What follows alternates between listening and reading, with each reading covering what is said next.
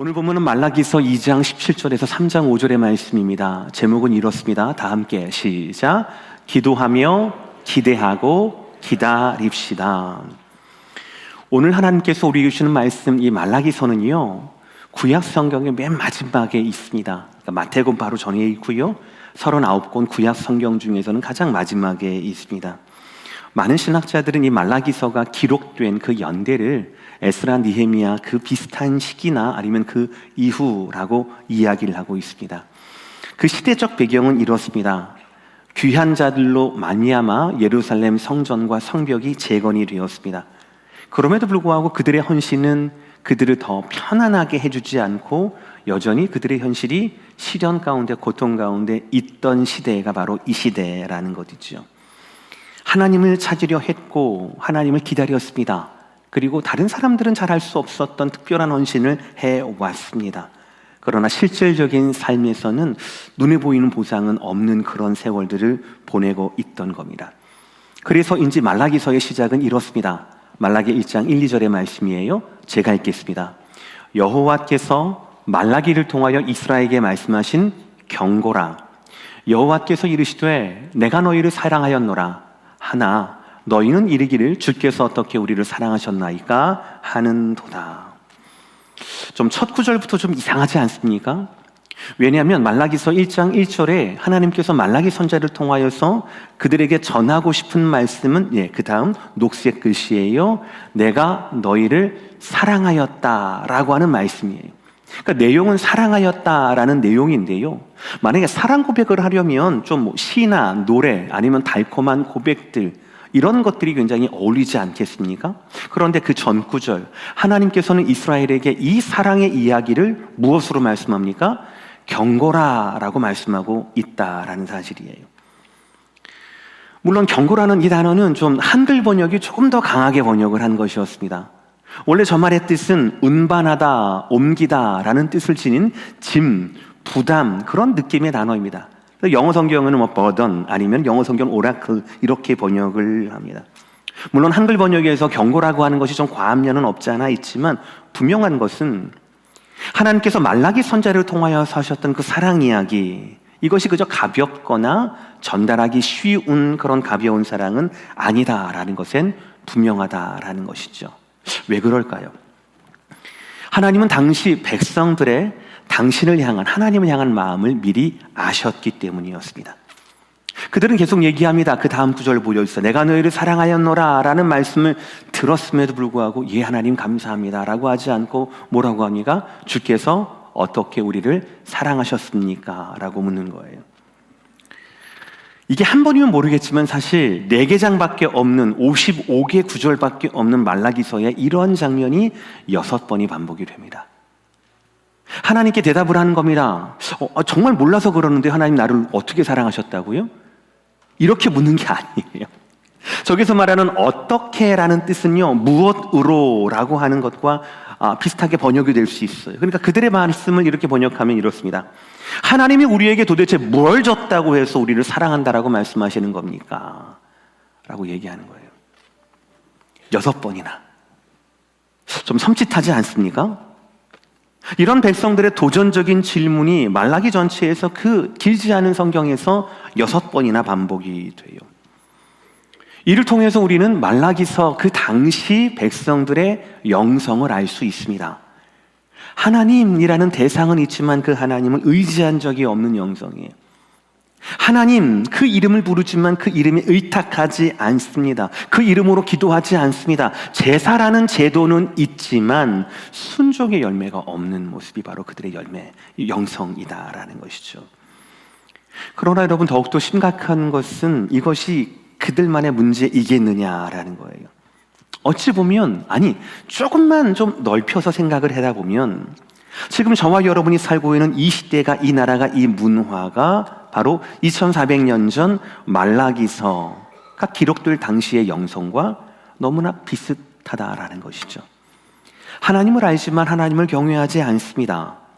하나님을 배웠지만 하나님의 뜻대로 자신의 삶을 변화시키지 않습니다. 그런 사람들이 훨씬 더 많아 보입니다. 내가 말씀대로 믿고 말씀대로 내 인생을, 말씀대로 세상의 창조를, 말씀대로 아담과 이브를, 말씀대로 천국을, 말씀대로 지옥을 믿는다라고 하면 우리의 젊은이들에게는 우리가 무식한 사람 취급을 받는 것, 그것이 바로 저와 여러분이 살고 있는 현실이지 않습니까?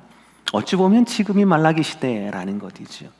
자, 이런 시대에 하나님은 말라기 선지자를 통하여서 그의 백성들에게 어떻게 살기를 원하실까라는 말씀이 바로 오늘의 말씀이고, 오늘의 말씀에서 저는 세 가지를 여러분들과 나누려고 합니다. 그중 가장 첫 번째입니다. 우리는 점검해야 합니다. 우리가 말을 하고 있는가, 아니면 우리가 기도를 하고 있는가 라는 것을 저와 여러분 점검해야 한다라는 것이에요. 지혜로운 사람은 말을 할 때 적어도 3번 생각한다라고 얘기합니다. 첫 번째는 자기가 하는 이 말, 이 머릿속의 아이디어, 이 생각이 과연 옳은 거냐라는 걸 끊임없이 생각한다라는 거고요. 그리고 두 번째는 뭐냐면 말하는 대상이 있을 것 아니겠습니까? 내 말을 듣는 이 사람이 이것을 잘 오해하지 않고 이해할 수 있을까를 생각합니다. 또 마지막으로는 타이밍이에요. 아무리 옳은 말이라 하더라도, 아무리 그분이 받아들일 준비가 되어 있다 하더라도 내가 지금 이 말을 하는 것이 시의적절한가를 고민하고 또 이렇게 야를 한다라는 것이죠. 대화를 이어간다라는 것이죠. 정말 배려하는 습관인 거죠. 이렇게 상대방을 배려하는 분들과의 대화는 굉장히 즐겁습니다. 신념의 차이나 아이디어의 차이, 관점의 차이가 있다 하더라도 오히려 그런 차이가 상대방으로 하여금 건강하게 만들고 내가 이거는 차마 생각을 못했구나, 배워야 되겠구나 라고 깨닫게 합니다. 그러나 반면 이런 고려나 배려 없는 사람들, 계속해서 자기의 주장만 앵무새처럼 외치는 사람들, 그 사람들과의 대화는요, 그 사람의 아이디어와 그 사람의 이야기가 옳고 그름을 떠나서 굉장히 피곤하게 만듭니다. 왜냐하면 거기에는 배려가 없고 소통이 되지 않기 때문이라는 것이죠. 이것이 바로 말의 한계다라는 것이죠. 오늘 17절 첫 번째 문장을 보시겠습니다. 다 함께 시작. 너희가 말로 여호와를 괴롭게 하고도 이르기를. 저기서 너희가 말로라고 하는 이 말씀을 정확히 번역하면 너희들의 여러 가지 말로써 여호와를 괴롭게 했다라는 말씀이 되는 겁니다. 그러니까 하나님 앞에 불만과 불평과 원망의 말을 쏟아놓는 것은 사실은 우리에게 단순한 혼잣말이 아니에요. 아무도 듣지 않는다고 해서 그 말이 그냥 땅에 떨어지는 말이 아니다라는 거예요.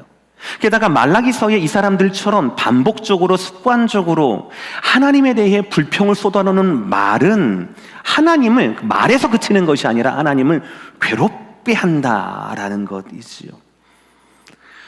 물론 이스라엘 편에서 변호할 수도 있습니다. 그들은 바벨론에서 70년을 버틴 자들이었습니다. 그리고 돌아온 자들이었습니다. 평균 수명이 지금보다 형편없이 줄었을 테니 아마 그분들은 대다수가 바벨론에서 태어난 자들이었겠죠. 포로의 후손들이었을 겁니다.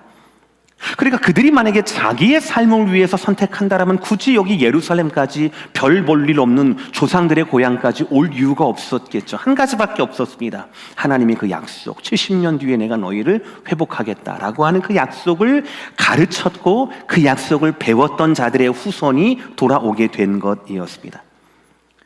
그들의 입장에서 예루살렘은 낯선 땅이었습니다. 그럼에도 불구하고 최선을 다해서 헌신했습니다. 그래서 성벽과 성전을 재건했던 겁니다.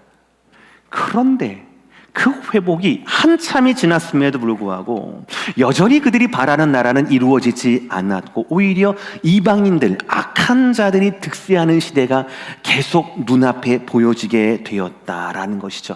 그러니 하나님, 우리한테 뭘 해줬길래 하나님 우리한테 사랑한다라고 말씀하시는 겁니까? 오늘 2장 17절 공의의 하나님이 과연 어디에 계시는 겁니까? 라고 원망하고 말하는 그들도 이해는 됩니다. 우리의 시대를 생각을 해본다라면 참 현실이 답답하지 않습니까? 우리 눈에 뉴스에 얼마나 많은 불합리들이, 얼마나 많은 죄악들이, 어둠들이 생겨납니까? 그런 것이 보여집니까? 우리는 그것을 보면서 불평할 수도 있습니다.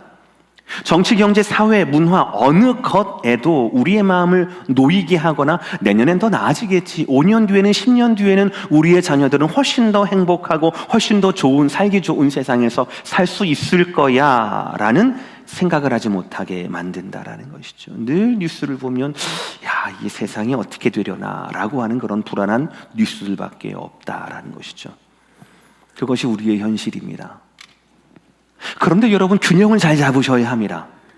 우리 눈에 보이는 슬픔, 우리의 염려의 대부분은 죄악의 결과라는 것이에요. 죄악의 결과라는 겁니다. 전쟁이 왜 일어났을까요? 분쟁이 왜 일어나겠습니까? 이렇게 기술이 발달하고 이렇게 농산물이 많은 이 세계에 왜 아직까지도 굶어 죽는 사람들이 존재하는 겁니까? 죄악의 결과라는 것이죠.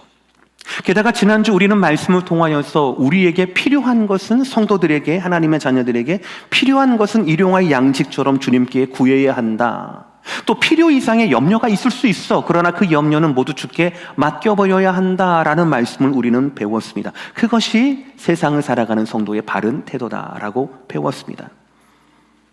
그러니 여러분, 결론이 뭡니까? 성도는 달라야 한다라는 거예요. 2400년 전에도 변하지 않은 현실 가운데 살았던 말라기 당시의 성도들도 지금 저와 여러분 2023년 3월 마지막 주를 맞고 있는 저와 여러분의 현실에도 슬픔의 현실이 보이긴 하지만 성도가 살아가야 하는 것은, 해석의 방법은 달라야 한다라는 것이죠. 말을 멈추고 기도를 시작해야 한다라는 것이죠.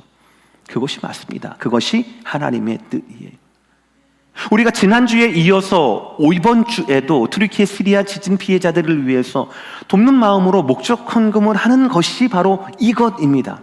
성도는 슬픔의 뉴스, 그리고 성도는 좀 불행의 뉴스에 대해서 아이고 저러면 어쩌나 라고 얘기하면서 터키에, 그리고 전 세계 지도자들을 욕하고 그 정권들이 얼마나 무능할까를 크리틱하기보다는 그 가운데 하나님이 우리에게 원하시는 바가 무엇일까라고 하는 하나님의 마음이 반영이 돼야 한다라는 거예요. 하나님의 마음에 우리는 반응을 해야 한다라는 것입니다. 하나님께서 저와 여러분들에게 원하시는 것이 무엇인가를 가장 우선순위에 두고 그 우선순위에 우리가 반응해야 하는 것이죠. 이것이 지난주에 너희는 먼저 그의 나라와 그의 의를 구하라라는 그 말씀대로의 삶이라는 것이지요. 그러니 사랑하는 성도 여러분, 특별히 말씀드립니다. 우리 가운데 고난이 있으신 분들, 염려가 있으신 분들, 도저히 어쩔 수 없는 상황 가운데 매여 있으신 분들은 기억하십시오. 몸의 질병으로 인하여서, 외로움으로 인하여서, 말할 수 없는 정서적인 고립으로 인하여서 힘들어하는 분들은 기억하십시오. 그럴 때일수록 우리는 기도해야 합니다. 왜인 줄 아십니까? 말은 말에서 끝납니다. 그러나 기도는 하나님께 들려집니다. 기도는요, 기도하는 사람의 능력으로 기도의 능력이 규정되는 것이 아니라, 기도는 기도를 들으시고 기도를 응답해 주시는 하나님의 능력을 반영하는 것이 바로 기도의 능력이기 때문에 그렇습니다. 그 능력을 기도하고, 우리의 상황이 아니라 그 능력을 의지하고 그 능력을 기다리는 법을 배우는 것, 이것이 진정한 기도의 능력이기 때문에 그렇다라는 것입니다. 우리 다 함께 읽읍시다. 시편 18편 6절의 말씀, 천천히 시작. 내가 환난 중에서 여호와께 아뢰며 나의 하나님께 부르짖었더니 그가 그의 성전에서 내 소리를 들으시며 그의 앞에서 나의 부르짖음이 그의 귀에 들렸도다. 아멘. 여러분 점검하십시오. 여러분의 입술에, 여러분 마음의 중심에 있는 것이 말입니까? 아니면 기도입니까? 우리의 말은, 오늘 말씀에 의하면 하나님에 대한 불평의 말은 아무런 생산적인 역사가 없습니다. 힘이 없습니다. 오히려 하나님의 마음을 괴롭게 한다라고 말하고 있어요. 그러나 환난 중에 있다 하더라도 내가 여호와께 아뢰면, 내가 여호와께 부르짖으면 환난의 현장이 어떤 현장으로? 하나님의 성전의 현장으로, 고립의 현장이 어떤 현장으로? 하나님 앞에 있는 현장으로 변화시키는 것. 무엇을 통하여? 여러분의 부르짖음과 여러분의 기도를 통하여서 여러분의 환난이, 여러분의 고통, 여러분의 고립이 하나님의 성전과 하나님의 은혜의 보좌 앞으로 변화되게 한다라는 것이 저와 여러분의 기도의 능력이고, 이것이 바로 성도의 특권이라고 말씀하는 거예요.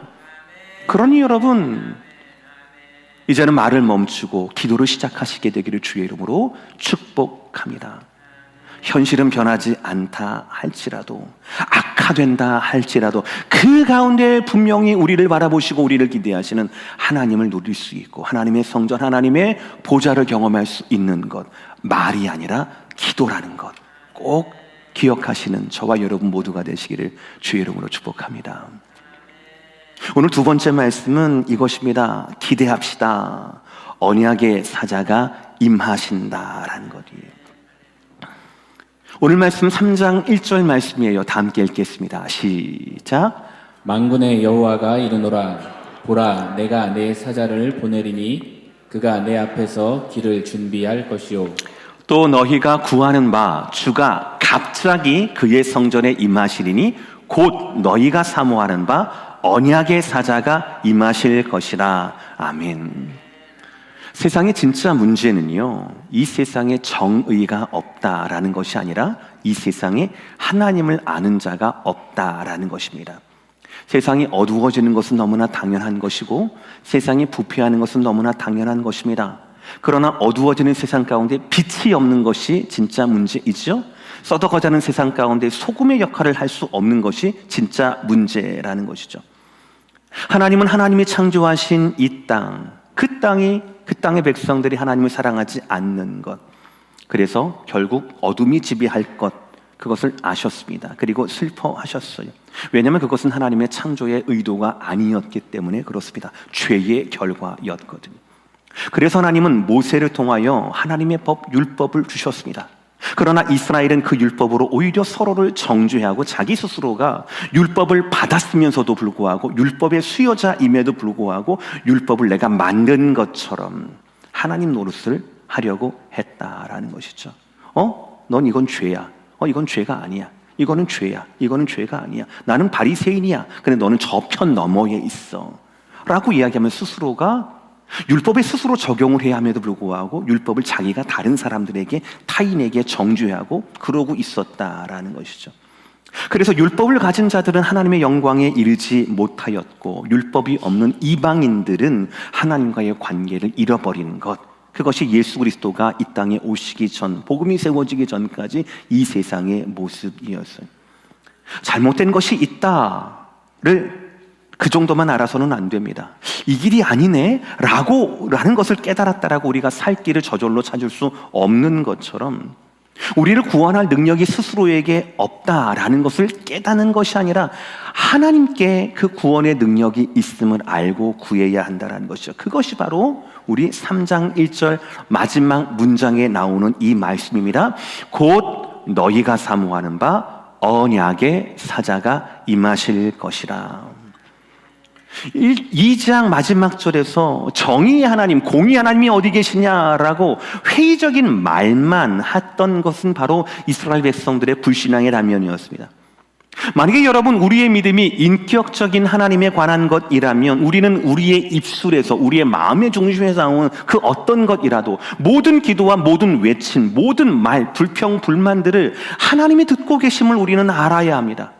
이것을 알고 믿는다라면 하나님께서 어두워가는 이 땅, 아파하는 이 백성들, 이 땅을 향한 하나님의 계획이 있음도 우리는 믿어야 합니다. 그 말씀 가운데 있는 그 계획을 우리는 믿으면서 사모하면서 기다려야 합니다.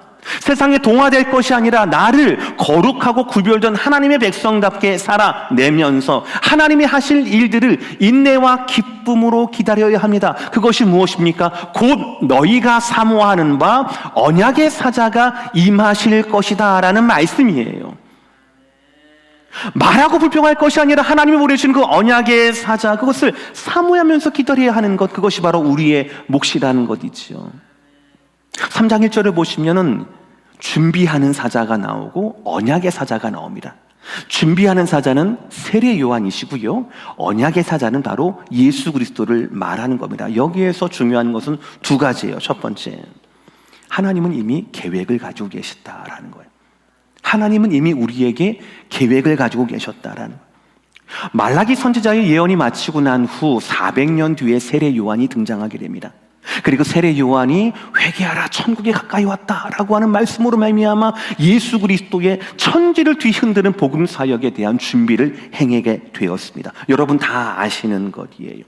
그러니까 하나님은 이 시대에 대한 우리의 부르짖음에 대한 이 불의와 썩어져가는 세대에 대한 죄를 이기지 못하는 이 세대에 대한 계획을 하나님은 분명히 가지고 계시다라는 것, 이것이 첫 번째입니다. 두 번째는 더 중요해요.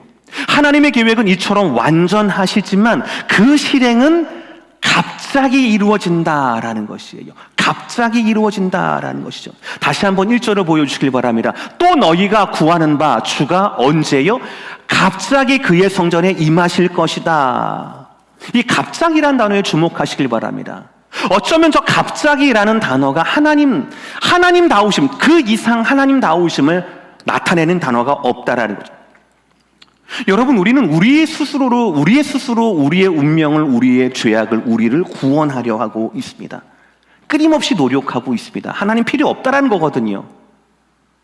그러나 궁극적으로 영원한 구원은 오직 하나님에게서만 나옵니다. 그것도 갑자기 나오는 거예요. 우리가 생각하는 구원은, 우리가 생각하는 진보는 바로 뭡니까? 점점 노력하면 점점 도와질 거야. 점점 완성될 거야. 그래서 결국 유토피아가 생길 거야 라고 하는 게 저와 여러분의 신화와도 같은 세상에 대한 믿음이에요. 그러나 그렇지 않습니다.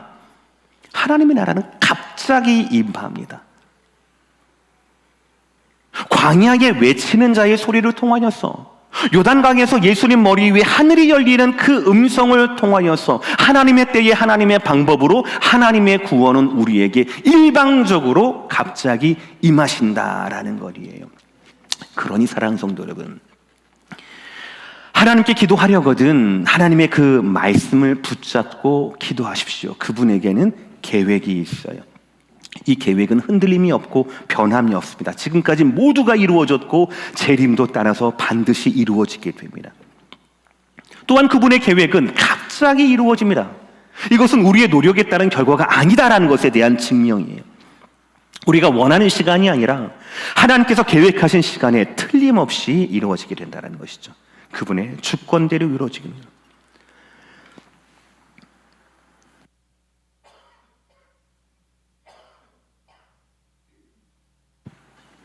그러니 우리는 항상 하나님 앞에 살아야 합니다. 기도하며 기대하며 주님 앞에 서야 한다라는 것이죠.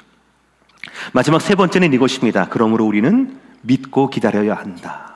구체적인 회복이 임하신다라는 것이죠.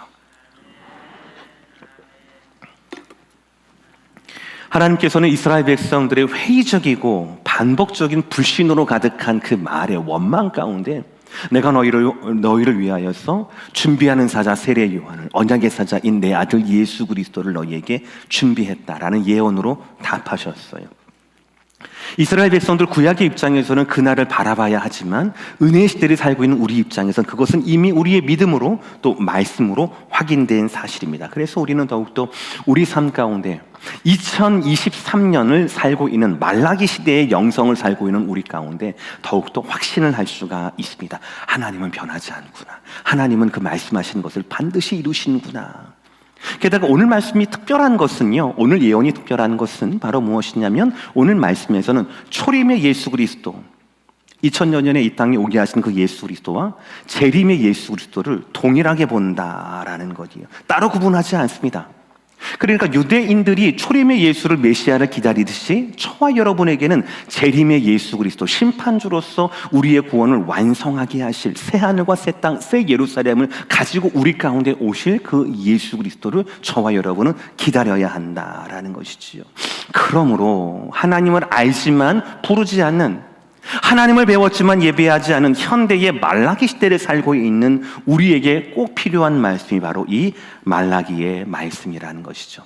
특별히 3장 1절부터 5절까지의 말씀이 되는 거죠. 그렇다면 이런 시대에 이런 영성을 살고 있는 우리에게 우리는 과연 하나님께 무엇을 기대하며 인내해야 할까요? 세 가지입니다. 첫 번째, 순서대로 말씀드릴게요. 첫 번째는 뭐냐면 주님이 오시면 죄악의 불순물들을 깨끗게 하실 것이다 라는 기대가 우리 가운데 있어야 해요. 우리 3장 2절 하반절 말씀입니다. 다 함께 읽겠습니다. 시작. 그는 금을 연단하는 자의 불과 표백하는 자의 잿물과 같을 것이라. 아멘. 금을 연단하는 자의 불, 이건 여러분 잘 아실 겁니다. 표백하는 자의 잿물, 저는 잘 모르겠는데요. 뭐 표백제나 이런 것이 없었을 테니까 그 옛날에는 뭐 옷이나 이런 것, 우리 섬유나 이런 것에 뭐 때가 묻거나 오염이 되면 잿물을 통하여서 빠르면 그 오염된 것이 제거가 되었다라고 책에서 읽었습니다. 사실 저는 잿물도 본 적은 없거든요. 일단은 그렇게 제가 읽었어요. 그렇다라고 하더라고요. 그러니까 금을 연단하는 자의 불이나 표백하는 자의 잿물이 똑같은 역할을 하는 겁니다. 불순물을 제거한다라는 의미에서는 말이죠. 말라기 선지자 당시 이스라엘이 원하는 메시아는 어떤 메시아였습니까? 그들에게 승리를 가져다주는 메시아였습니다. 그들에게 풍요를 가져다주는 메시아였습니다. 구체적으로는 옛날 누구도 건들 수 없었던 다윗의 나라, 그 왕국을 다시 재현할 수 있는 능력의 왕을 원했습니다. 이것은 예수님 제자들도 마찬가지였죠. 그러나 이것은 하나님 뜻과는 다른 구함이었습니다. 하나님의 뜻은 무엇입니까? 율법을 주신 것도 그 아들을 주신 것도 똑같아요. 하나님이 다스리는 나라예요. 하나님을 따르고 예비하는 백성들입니다. 하나님 뜻은 그것임에도 불구하고 이스라엘 백성들은 자기들의 이름, 자기들의 민족을 높이는 그 나라를 원했다라는 것이죠. 그러나 하나님의 뜻은 다르죠. 하나님은 죄를 미워하셨어요. 하나님은 하나님의 자녀들이 죄에서 자유케 되기를 원하셨습니다. 그래서 그 아들을 십자가 죽음으로 내어주신 거예요. 그렇기 때문에 구원받은 우리들은요, 가장 우선순위가 무엇입니까? 죄에서 자유로운 겁니다. 죄를 더욱더 멀리하는 거예요. 우리에게 필요한 것은 더 많은 소유나 더 강력한 나라가 아니라 죄의 해결이라는 거예요. 그래서 말씀하시는 겁니다. 금을 연단하는 불처럼, 더러워진 옷을 표백하는 잿물처럼 우리는 우리의 죄를 더욱더 정결하게 해야 한다라고 말씀하고 있는 거예요. 저는 저와 여러분의 삶에서 이것이 저와 여러분의 첫 번째 소원이 되기를 주의 이름으로 축복합니다. 저와 여러분이 부귀 영화를 누리기 위해서 예수 믿는 거 아니거든요. 예수 믿는 게 투자입니까?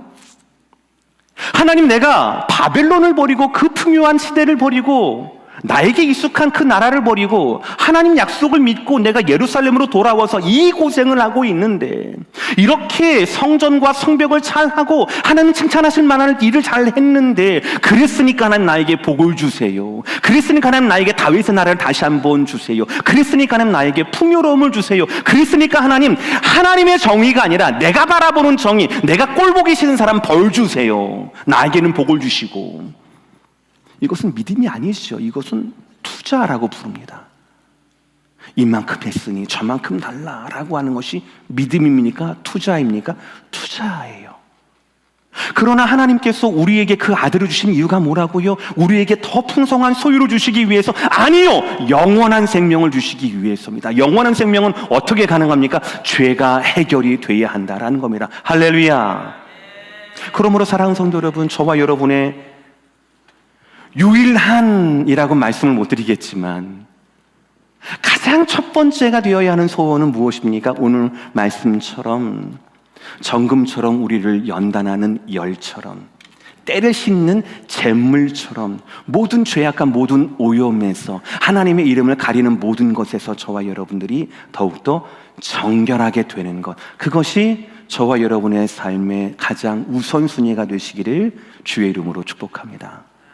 이 우선순위는 현장에 나오신 여러분만 아니라 병상에서 예배를 드리시는 우리 온라인의 모든 성도들에게 포함되는 것입니다. 이것이 저와 여러분들의 첫 번째 기대가 되어야 한다라는 것이, 말씀의 순서에 의해서 두 번째 기대는 무엇입니까? 바로 예배자들을 새롭게 하는 것이다 라는 겁니다. 우리 3절의 말씀 다 함께 시작.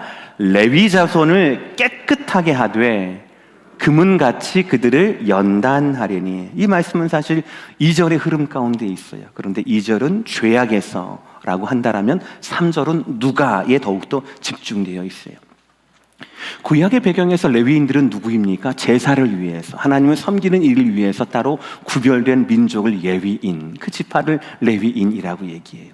근데 은혜의 시대를 살고 있는 저와 여러분들에게는 우리 모두가 다 영적인 레위인이에요. 왜냐하면 너희는 왕같은 제사장들이다 라는 그 말씀에 우리가 모두 아멘 하거든요. 그렇죠. 레위인이라고 하는 것은 모든 저와 여러분을 포함한 예배자를 말하는 것입니다.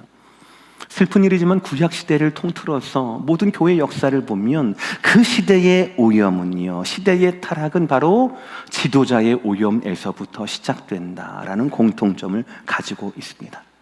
하나님께서 왜 죄에 대해서 너희를 깨끗해 하신다라는 것을 기대하라고 말씀하시고 그 다음에 그 대상을 다른 누구도 아닌 레위인들로 시작을 하셨을까요? 왜냐하면 이 세상의 오염과 이 세상의 눈물과 이 세상의 어둠에 대한 책임이 원인은 주에게 있을지 모르겠지만 이 세상을 깨끗하게 하고 이 세상을 더 썩지 않게 하고 이 세상에 눈물 흘린 자들의 눈물을 닦아야 할 책임이 바로 예배자인 저와 여러분에게 있기 때문에 그렇습니다. 여러분 주변에 위로가 필요한 자들이 있습니까? 그러면 그분들을 가서 위로해 주셔야 합니다.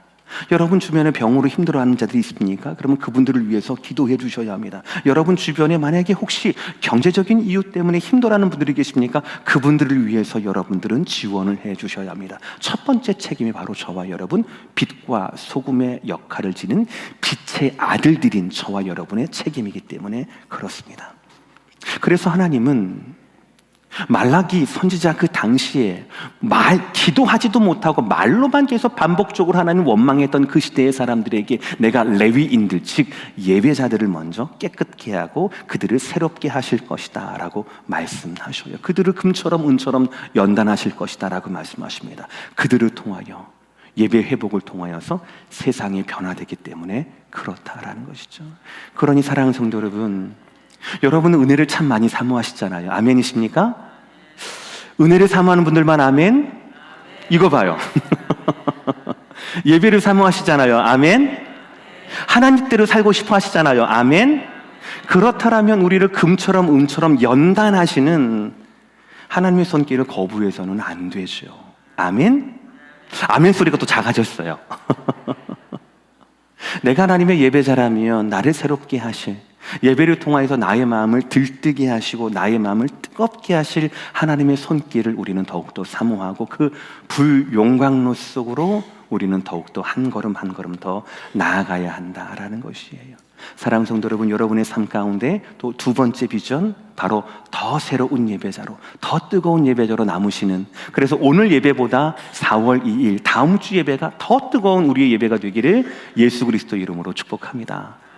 마지막 세 번째는 이것입니다. 뭐냐면 우리의 예배를 회복해 하신다라는 거예요. 참 감동적인 말씀이거든요. 4절 말씀 다 함께 읽어보겠습니다. 시작. 그때에 유다와 예루살렘의 봉헌물이 옛날과 고대와 같이 나 여호와께 기쁨이 되려니와. 여러분, 이 말라기 말씀을요 되게 짧아요. 여러분들 오늘 설교 끝나고 꼭 댁에 가셔서 한번 1장부터 4장까지 통독을 해보시길 바랍니다. 오늘 말씀을 설교를 듣지 않고 말라기 말씀만 보면 우리를 좀 우울하게 합니다. 왜냐하면 이 백성들도 하나님에 대해서 하나님 우리를 뭐 얼마나 사랑했다고 사랑한다고 말씀하십니까? 라고 불평을 하지만 하나님도 만만치는 않으세요. 1장을 보시면 야 너네들의 예물 나 안 받을 거야. 야 너네들의 봉헌물 나 그거 싫어해. 순종이 없고 제사만 있고 내용은 없고 형식만 있는 것을 내가 깃벌이라고 생각을 하니? 라는 말씀이 1장에 나오거든요. 그러니까 말라기서 1장에서는 하나님이 그들의 예물과 봉헌물을 기뻐하지 않는다, 받지 않을 거야 라고 말씀을 하시는데 3장을 보니까 4절에 보니까 뭐라고 합니까? 그때에 언약의 사자가 임하는 그때에 유다와 예루살렘의 봉헌물, 예물이죠, 제사죠, 예배이죠. 그것을 옛날과 고대와 같이 나 여호와께 기쁨이 되려니와 라고 말씀을 하고 있어요. 1장에서는 더 이상 받지 않겠다라고 말씀하셨던 그 하나님께서 이제는 우리의 예물과 우리의 헌신과 우리의 드림을 이제는 우리의 마음을 받으신다. 그것이 너희에게 기쁨이 될 것이다 라고 말씀하고 있는 겁니다. 무엇입니까? 예배의 회복을 말씀하는 거거든요. 얼마나 귀한 말씀입니까? 얼마나 저와 여러분이 꿈꾸는 예배입니까? 우리의 예배가 어떻게 하면 하나님의 기쁨이 될 수가 있을까요? 헌금 많이 드리면 기쁨이 될 수 있겠습니까? 아니요. 하나님 말씀밖에 없습니다. 하나님 말씀밖에 없어요. 하나님이 그 말씀 안에서 예배해야 합니다. 그리고 하나님께서 보내신 예수 그리스도의 복음 안에서 예배해야 합니다. 그리고 복음을 믿는 자들에게 충만하게 임하신 우리를 더욱더 뜨겁게 하시는 성령 하나님의 은혜 안에서 저와 여러분은 예배해야 한다라는 것이죠. 오늘과 내일과 다음 주와 그리고 내년과 5년 뒤, 10년 뒤 여러분의 예배가 하나님의 기쁨이 되려면 성부 하나님의 그 말씀과 성자 하나님의 복음과 성령 하나님의 그 은혜로 말미암아 충만하게 채워지는 예배를 사모해야 한다라는 사실이지요. 사랑하는 성도 여러분, 그러니 하나님 말씀을 기대하시고 죄에서 정결케 됨을 기대하시길 바랍니다. 아멘. 여러분의 예배자로서 여러분의 심령이 새롭게 되심을 기대하시길 바랍니다. 아멘. 여러분의 예배가 늘 성령으로 말미암아 성삼위 하나님의 그 말씀과 복음과 은혜로 말미암아 충만케 됨을 기대하시고 사모하시게 되기를 주의 이름으로 축복합니다. 오늘 말씀 마무리할게요. 말라기서는 참 소중한 말씀이에요. 구약의 마지막이기도 하고 결론이기도 합니다. 그리고 55개 구절밖에 없어요. 그러나 그 메시지는 분명합니다. 55개 구절밖에 없는데요, 이 짧은 말씀 가운데 여호와가 말씀하셨다라는 말씀이 25번 나옵니다. 나는 언약의 하나님이야 라는 말씀이 21번 나오고요, 나는 만군의 하나님이야 라는 말씀이 24번 나온다고요. 하나님을 찾고 찾아도 하나님 보이지 않았고, 하나님의 의를 찾고 찾으려고 해도 하나님 없었고, 하나님 사랑을 확인하려고 해도 하나님 사랑을 찾지 못했던 그 시대를 살았던 사람들이지만, 그렇다고 해서 하나님이 안 계시는 것도 아니고 하나님이 침묵한 것도 아니다라는 거예요. 하나님은 말라기 선지자를 통하여서 내가 너희의 하나님이야, 나는 말씀하는 하나님이야, 나는 언약의 약속의 하나님이고 나는 만군의 하나님, 능력의 하나님이야 라는 것을 말씀을 통하여서 수도 없이 우리 가운데 말씀하고 있다라는 거예요. 우리는 우리 현실에서 하나님 없음을 바라보는 것이 아니라 말씀에서 충만하게 임하신 하나님의 약속을 발견하고 이것을 붙잡아야 하는 것이 바로 저와 여러분의 사명이라는 것이지요. 동시에 말라기서는 예수님을 기대하게 합니다. 그래서 교회예요. 매번 성탄절 메시지마다 여러분 들으시겠지만 그 당시 예수님의 탄생을 기대하고 맞이하고 경배했던 사람은 결코 권력이 많은 사람이나 소유가 많은 사람이나 지식이 많은 사람이 아니었습니다. 신분이 떳떳한 사람이 없었습니다. 동방박사들, 이방 나그네들이었고요, 이름 모를 목자들이었고요, 그리고 처녀임에도 불구하고 배가 불러서 부끄러운 출산을 해야 했던 마리아와 요셉밖에 없었어요. 그러나 하나님 말씀은 누구에게 전해졌든지 간에 그것을 믿음으로 받아들인 자에게는 말씀대로 모두가 이루어졌다라는 것, 이것이 바로 저와 여러분의 신앙이에요.